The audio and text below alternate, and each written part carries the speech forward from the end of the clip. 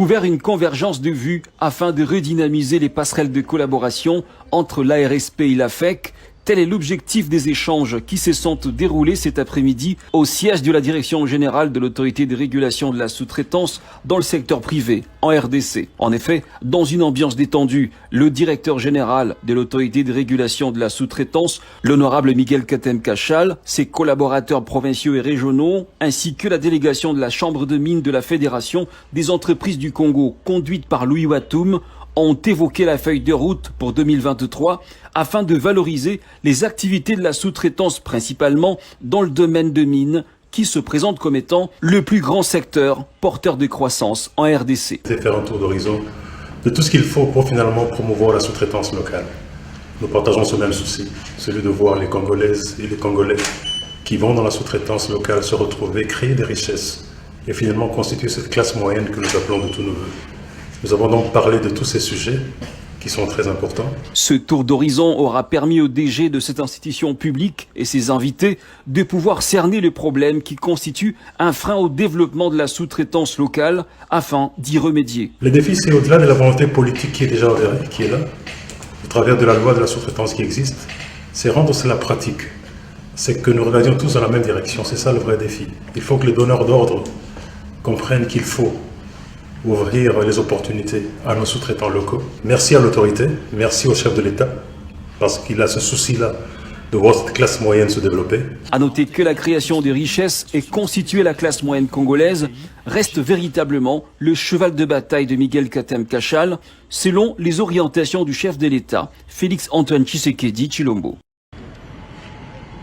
Évaluer la nécessité d'une formation de renforcement de capacité des OPJ en perspective d'une grande mission de contrôle qui sera diligentée par le directeur général de l'ARSP dans les sociétés principales. Tel est l'objet de cette visite de l'honorable Miguel Katem-Kachal auprès de la ministre nationale de la Justice et garde de Sceaux, Madame Rose Mutombo.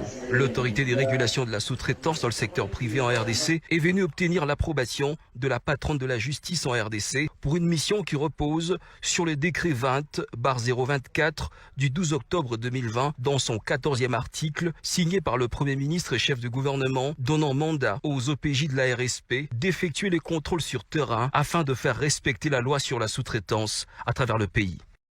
D'ici là, nous allons mettre à niveau les OPJ qui ont déjà reçu la formation depuis 2021 et d'autres que nous allons ajouter d'ici là afin de pouvoir renforcer notre contrôle. Nous demandons à tous les sous-traitants de faire confiance au président de la République qui aujourd'hui a manifesté toute sa volonté politique afin de prélever la classe moyenne. Nous demandons aux sociétés principales de tenir en compte que l'État congolais veut en sorte que les Congolais participent à la chaîne des valeurs de leurs matières premières. C'est de cette façon que les sociétés principales pourront contribuer directement au social de notre population. Pour un pays qui se réclame un état de droit, toutes les opérations qui impliquent le secteur privé-public doivent se conformer aux prescrits de la loi afin d'aboutir aux résultats escomptés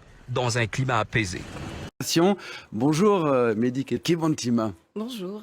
Après son voyage à Paris, où elle a pu attirer la curiosité de plusieurs médias internationaux pour être reçue notamment sur le plateau de France 24 dans le cadre de la promotion d'une application web dénommée Kissi App, qui permet justement de déterminer en un laps de temps l'authenticité des médicaments qu'elle a mis sur pied. La jeune Congolaise Mehdi Kibantima, ingénieure en génie électrique et télécommunications, a été reçue lors de son retour au pays par la première dame de la République, Denise Nyakeru Tshisekedi, avant d'être conduite auprès du directeur général de la RSP, Miguel Katem-Kachal, par le représentant de cette institution publique au niveau du Congo central pour trouver une bonne orientation technique et financière en vue du développement de sa chaîne commerciale. Ici, comme partout où il a été présenté, le projet Kissi App accroche. C'est toute une technologie, un système qui est composé d'une intelligence artificielle, c'est-à-dire une application web connectée à un dispositif moléculaire qui vous permet de vérifier l'authenticité de votre produit pharmaceutique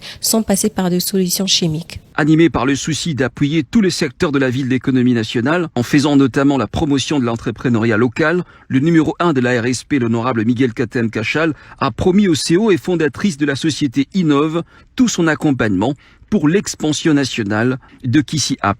Très marqué par la réceptivité positive du DG Miguel, le directeur provincial de la RSP Congo Central, Jean Kinsungani, a rendu hommage au chef de l'État Félix-Antoine Tshisekedi pour la prise en charge des jeunes entrepreneurs. Je suis certain, parce que le directeur général a dit, qu'il va accompagner la matérialisation, la faisabilité du dispositif, la généralisation de son utilisation, pas seulement au niveau des laboratoires, mais au niveau des hôpitaux, au niveau des pharmacies. Ceci traduit effectivement que la RSP est totalement investie dans la matérialisation de la vision du chef de l'État, celle de créer des millionnaires congolais à travers l'entrepreneuriat.